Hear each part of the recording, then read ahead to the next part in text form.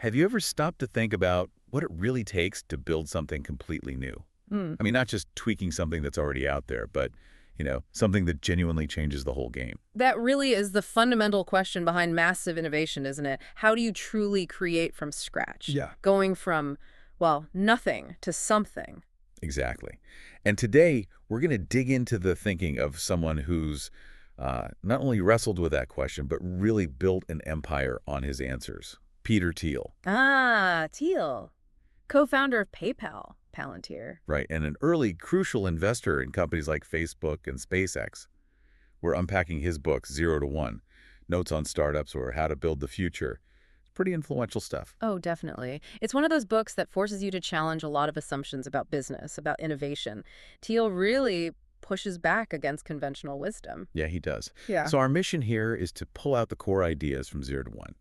We want to help you, our listeners, see beyond the sort of well-trodden paths. Equip you with that mindset to, as Thiel puts it, build the future. Exactly. To move from 0 to 1, creating something totally new instead of just 1 to n.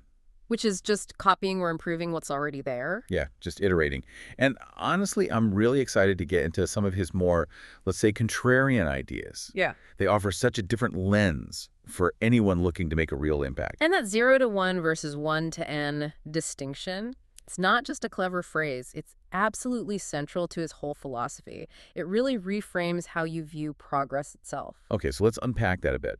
Thiel kicks off with this idea, kind of echoing Heraclitus, that every single moment in business is unique. It happens only once. Like the river, right? You can't step into the same one twice. Precisely. And if every moment is unique, well, then just copying what worked before isn't going to create the next big breakthrough. But what does that look like in, practical terms? Well, he's pretty blunt about it. He says the next Bill Gates isn't going to build an operating system. Right. The next Larry Page or Sergey Brin, they won't create a search engine. The next Zuckerberg definitely isn't building another social network. So if you're just imitating this giant, You're missing the point. You're not learning the real lesson, which is about how they created something new, not what they created. You're just stuck in the past. so 1 to n is that replication. Building more of the same, refining existing tech. It's useful, sure, but it's not that leap. Exactly. 0 to 1 is the actual invention, the first car, the first smartphone. It's genuinely new, maybe even seems a bit weird at first. And this directly challenges the idea that you can just, teach entrepreneurship with a set formula. You can't, because every real innovation is unique by its very nature. How can you have a formula for something that's never existed? Thiel argues successful people find value where others don't look. Oh. By thinking from first principles, as he calls it, not by following templates or relying on analogies. Okay, first principles. We hear that term thrown around a lot. For someone maybe not familiar, what does that actually mean? Like, how do you do it? It means breaking a problem down to its most basic fundamental truths, questioning every single assumption you hold. Instead of just saying, well, it's always been done this way. Exactly. You strip away all the conventional wisdom, the layers of how things are supposed to be, to get to the absolute core. It requires a certain mindset, adaptability, not just following steps A, B, and C. Okay, that helps. So if you can't copy and there's no magic formula, how do you even start looking for something new? Thiel says it begins with how you think, which brings us to his famous interview question. Ah, yes, the question. What important truth do very few people agree with you on? It sounds simple, maybe, but he argues it's incredibly revealing. Why so much emphasis on that? Well, he says it's tough for two main reasons. First, intellectually. Think about it. School teaches us stuff that's, well, widely accepted, agreed upon knowledge. So we're trained to find common ground. Right. And second, it's psychologically hard. You have to voice an unpopular opinion, maybe something people will scoff at. It takes real courage, maybe even more than genius, he suggests. I can definitely see that. It's much safer to echo popular views. He gives examples of bad answers, right? Things like, our education system is broken. Yeah, or America is exceptional. Lots of people agree with those, even if they're debatable. They don't reveal a truly contrarian insight. Or taking a side in an old debate, like, there is no God. Exactly. A good answer, Thiel says, often has the structure. Most people believe X is true, but the reality is the opposite of X. And that kind of thinking is key, because it's how you get a glimpse of the future. Pretty much. Most answers just describe the present in slightly different ways. But the really good ones, the contrarian truths. They reveal something hidden about how the world actually works right now, something most people miss. That insight is your edge, your peek into what's next. Interesting. It kind of reminds me of that Elon Musk thing, asking about failures. Right. Only the person who did the work knows the real struggles, the failures. Outsiders just see the success. It's a similar principle of getting beneath the surface narrative. So challenging dogma, questioning what we think we know, is absolutely vital. Thiel really hammers this home, especially looking back at the dot-com crash. Oh yeah, the late 90s. He sees that period as creating these delusional popular beliefs that became deeply ingrained, almost like rules. And he thinks they still distort how people approach tech today. He does. He outlines 4 main dogmas that emerged from the ashes of the bubble. The first one was make incremental advances. Baby steps. Keep it small. Keep it safe. Avoid big, risky visions. Sounds sensible on the surface, right? But Thiel says it's just a path to mediocrity, to 1 to N. It actively discourages aiming for 0 to 1. Okay, what's dogma number 2? Stay lean and flexible. This basically translated into planning is arrogant. Entrepreneurship should just be throwing spaghetti at the wall, experimenting constantly. The whole pivot culture we hear so much about. Exactly. Thiel sees it often as an excuse for lacking a clear vision or conviction. And the third? Improve on the competition. Focus on existing markets, existing customers. Make a slightly better version of what someone else already offers. Which again sounds logical. Find a market, make a better mousetrap. But it keeps you locked in competition, not creating something fundamentally new. And the fourth dogma, focus on product, not sales. Ah, the classic Silicon Valley ideal. Yeah. If it's good enough, it'll sell itself. Viral growth is everything. Right. The belief was that needing sales or advertising was a sign your product wasn't truly innovative. These 4 ideas became almost gospel. So Thiel, being Thiel, basically says, do the opposite. Pretty much. His contrarian principles are essentially the inverse. 1, risk boldness over triviality. Aim high. Okay. 2, a bad plan is better than no plan. Have some kind of vision, some direction, even if it needs adjusting. Makes sense. 3, competitive markets destroy profits. This is a big one we need to dig into. Yeah, let's definitely circle back to that. And 4. Sales matter just as much as product. You have to be able to distribute and sell your innovation. So the real takeaway isn't just be a rebel. It's about genuine, independent thought, questioning those widely held assumptions to find your own truth. Exactly. It's not about opposing the crowd just to oppose them. It's about thinking for yourself. Which brings us perfectly to that third principle. Competitive markets destroy profits.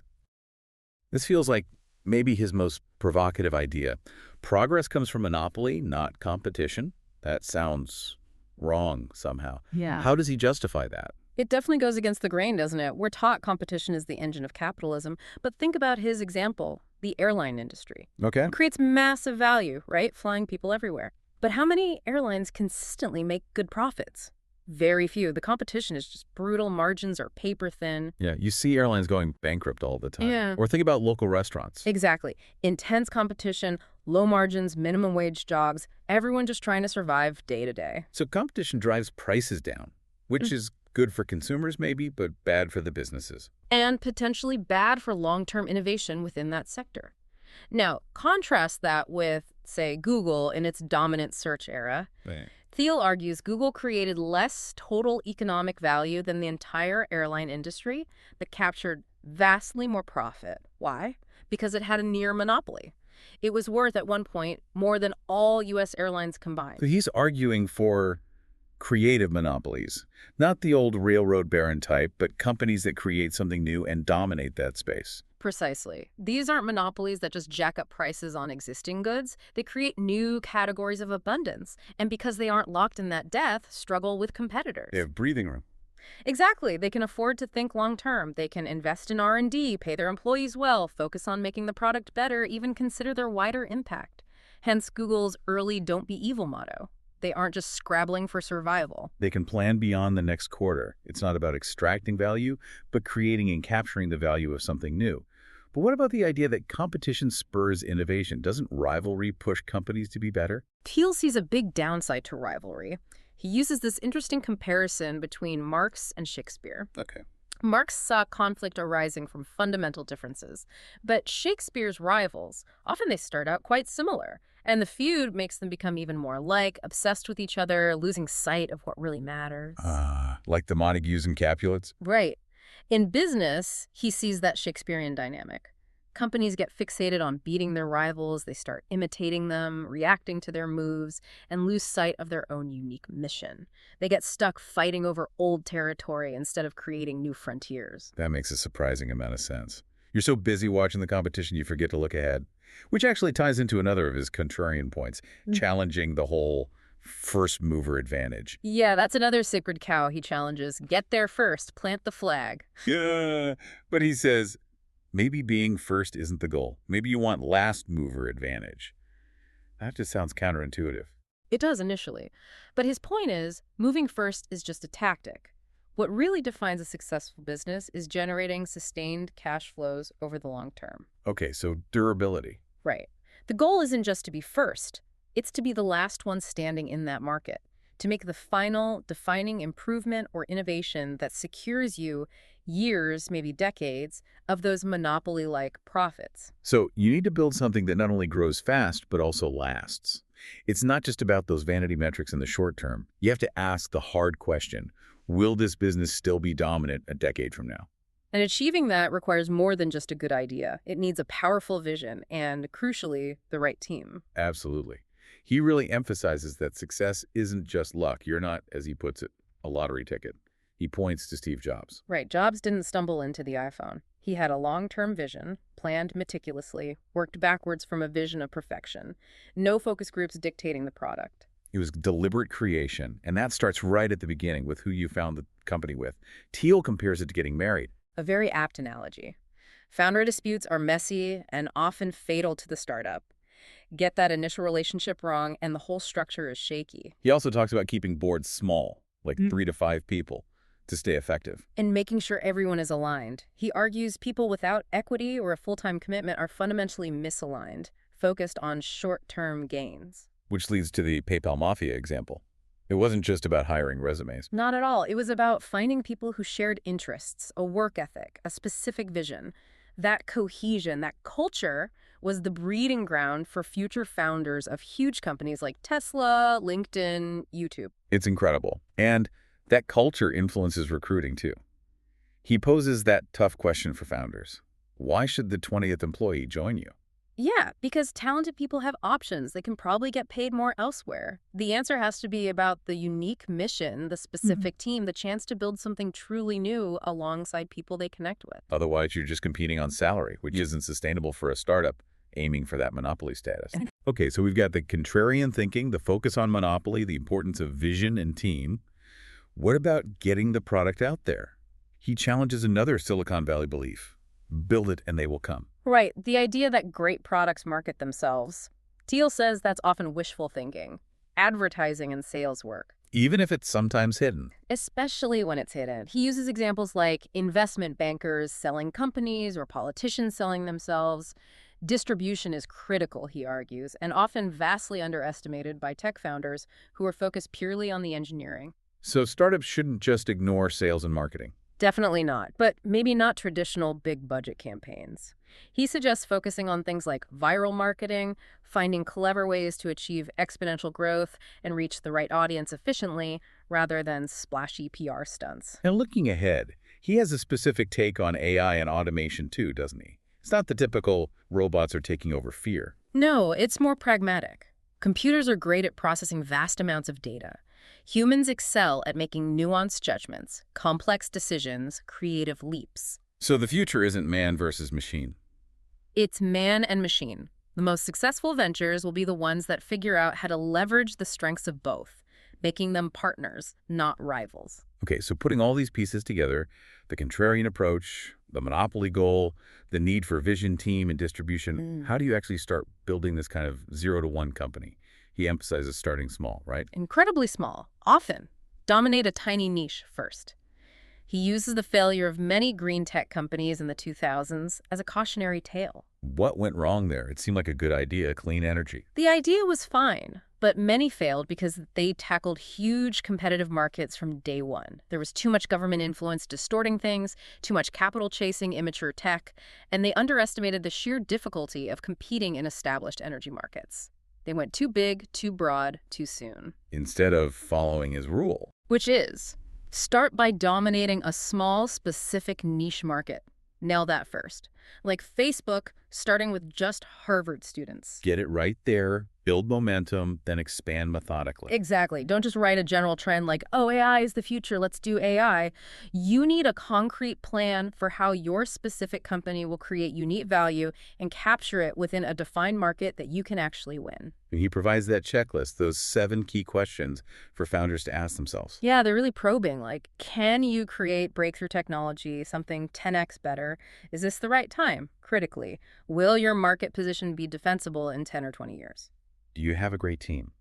A way to sell? Distribution? Can it scale? And maybe most importantly, have you identified a unique opportunity that others are missing?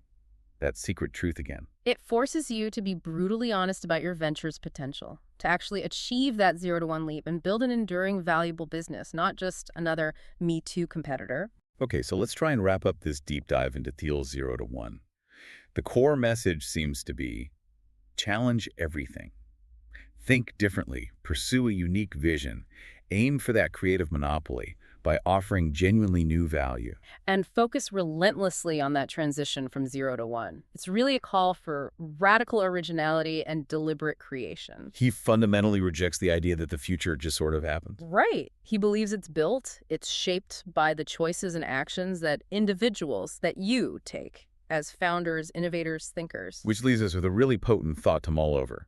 Thiel says the task now is to find those singular ways to create new things that make the future not just different, but genuinely better. Looking at the world with fresh eyes, as if everything is new, and finding that path from 0 to 1. So maybe the question to leave you with is the one Thiel himself asks. What important truth do you know that very few people agree with you on?